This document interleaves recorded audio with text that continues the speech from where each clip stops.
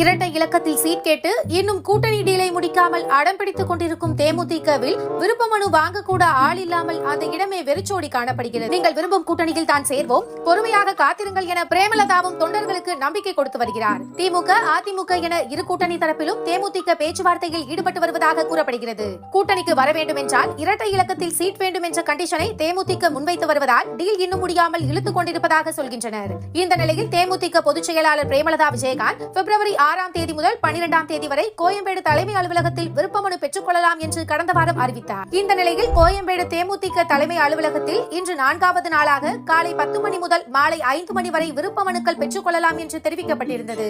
ஆனால் யாருமே அந்த பக்கம் எட்டி கூட பார்க்கவில்லை. ஒருத்தர் கூட வராமல் தேமுதிக அலுவலகமே வெறிச்சோடி காணப்படுகிறது. அதிகமான சீட் கேட்கும் தேமுதிகவில் தொகுதிகள் கேட்டு விருப்ப மனு அளிக்க கூட ஆள் இல்லாதது அக்கட்சிக்கு பின்னடைவாக பார்க்கப்படுகிறது.